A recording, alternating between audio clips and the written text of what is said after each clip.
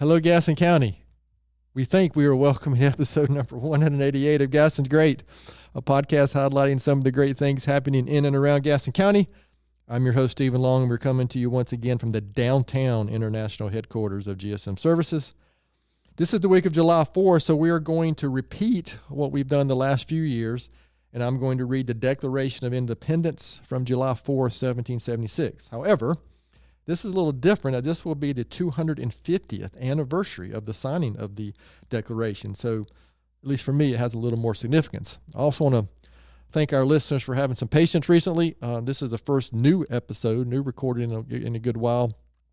We have been re-releasing some of the more popular episodes over the last, 5 or 6 weeks probably.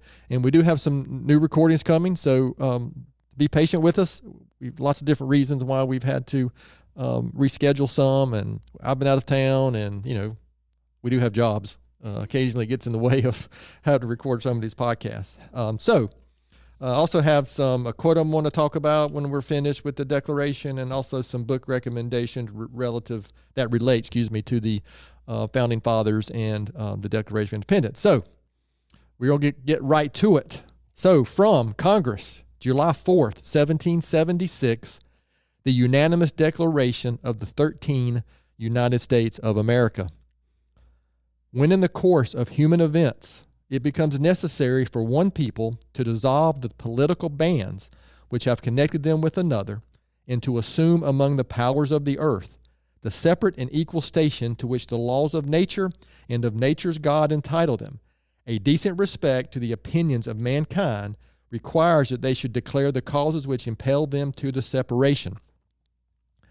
We hold these truths to be self-evident, that all men are created equal, that they are endowed by their Creator with certain unalienable rights, that among these are life, liberty, and the pursuit of happiness, that to secure these rights, governments are instituted among men, deriving their just powers from the consent of the governed, that whenever any form of government becomes destructive of these ends, it is the right of the people to alter or to abolish it, and to institute new government, laying its foundation on such principles and organizing its powers in such form as to them shall seem most likely to affect their safety and happiness. Prudence, indeed, will dictate that governments long established should not be changed for light and transient causes, and accordingly all experience has shown that mankind are more disposed to suffer while evils are sufferable than to right themselves by abolishing the forms to which they are accustomed. But when a long train of abuses and usurpations, pursuing invariably the same object, evinces a design to reduce them under absolute despotism, it is their right, it is their duty, to throw off such government and to provide new guards for their future security. Such has been the patient sufferance of these colonies, and such is now the necessity which constrains them to alter their former systems of government. The history of the present King of Great Britain is a history of repeated injuries and usurpations, all having in direct object the establishment of an absolute tyranny over these states. To prove this, let facts be submitted to a candid world. He has refused to assent to laws, the most wholesome and necessary for the public good.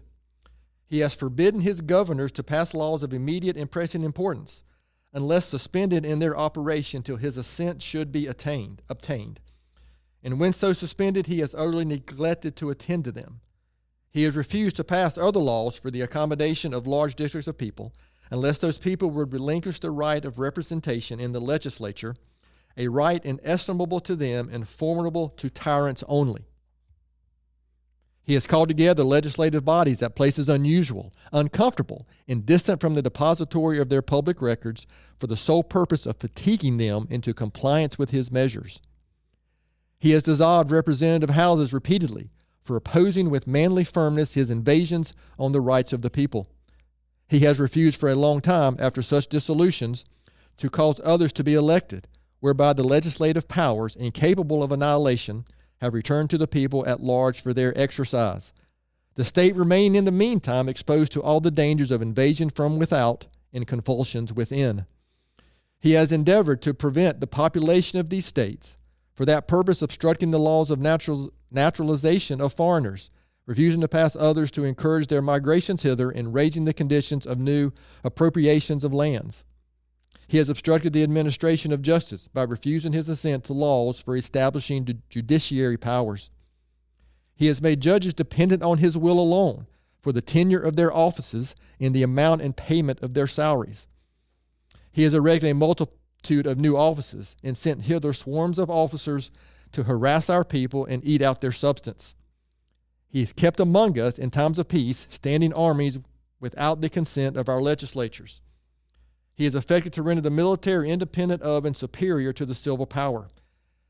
He has combined with others to subject us to a jurisdiction foreign to our Constitution and unacknowledged by our laws, giving his assent to their acts of pretended legislation, for quartering large bodies of armed troops among us, for protecting them by a mock trial from punishment for any murders which they should commit on the inhabitants of these states, for cutting off our trade with all parts of the world, for imposing taxes on us without our consent, for depriving us in many cases of the benefits of trial by jury, for transporting us beyond seas to be tried for pretended offenses, for abolishing the free system of English laws in a neighboring province, establishing therein an arbitrary government and enlarging its boundaries so as to render it at once an example and fit instrument for introducing the same absolute rule into these colonies, for taking away our charters, abolishing our most valuable laws, and altering fundamentally the forms of our governments, for suspending our own legislatures and declaring themselves invested with power to legislate for us in all cases whatsoever. He has abdicated government here by declaring us out of his protection and waging war against us. He has plundered our seas, ravaged our coasts, burnt our towns, and destroyed the lives of our people. He is at this time transporting large armies of foreign mercenaries to complete the works of death, desolation, and tyranny, already begun with circumstances of cruelty and perfidy scarcely paralleled in the most barbarous ages, and totally unworthy the head of a civilized nation. He has constrained our fellow citizens, taken captive on the high seas to bear arms against their country, to become the executioners of their friends and brethren, or to fall themselves by their hands. In every stage of these oppressions, we have petitioned for redress in the most humble terms. Our repeated petitions have been answered only by repeated injury. A prince whose character is thus marked by every act which may define a tyrant is unfit to be the ruler of a free people. Nor have we been wanting in attentions to our British brethren. We have warned them from time to time of attempts by their legislature to extend an unwarrantable jurisdiction over us. We have reminded them of the circumstances of our immigration and settlement here. We have appealed to their native justice and magnanimity, and we have conjured them by the ties of our common kindred to disavow these usurpations, which would inevitably interrupt our connections and correspondence.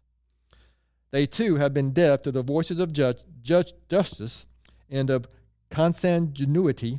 We must, therefore, acquiesce in the necessity which denounces our separation and hold them, as we hold the rest of mankind, enemies in war, in peace, friends. We, therefore, the representatives of the United States of America in General Congress, assembled, appealing to the Supreme Judge of the world for the rectitude of our intentions, do, in the name and by authority of the good people of these colonies, solemnly publish and declare that these united colonies are, and of right, ought to be free and independent states, that they are absolved from all allegiance to the British Crown, and that all political connection between them and the state of Great Britain is and ought to be totally dissolved, and that as free and independent states, they have full power to levy war, conclude peace, contract alliances, establish commerce, and to do all other acts and things which independent states may of right do. And for the support of this declaration, with a firm reliance on the protection of divine providence, we mutually pledge to each other our lives, our fortunes, and our sacred honor. Well, what do y'all think of that? You've never heard it? Wow. So you didn't listen to the last 2 years in July of Gaston's Great, huh, Amber? Well, I read it when I was really, really young, and then I don't think I read it completely again until we started doing this around July 4th. So for me, it's just an important document. It's an important moment in history. And for also what it's worth, there were 3 signers from North Carolina. They were William Hooper, Joseph Hughes, and John Penn.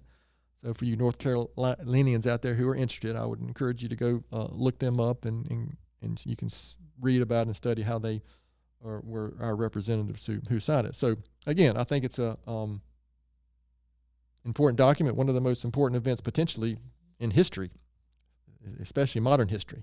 So I'm going to follow it up with a quote. And now I share quotes on social media once a week, or and here within our company as well. And this is one week where I do the same one every year, from Thomas Jefferson, who said, "The cost of freedom is eternal vigilance." And I'm going to read what I wrote associated with this. "I believe one of the greatest events in history occurred almost 250 years ago, as of the writing of this, when the Declaration of Independence was signed on July 4, 1776. I say this because this great American experiment has turned out to produce the greatest country in history. Even with all of the issues our country is currently dealing with and all of its faults, no other country can stand up to the progress and opportunity that the USA avails. I also believe that some of the issues we currently deal with originate from the fact that we have experienced such an extended period of peace and prosperity.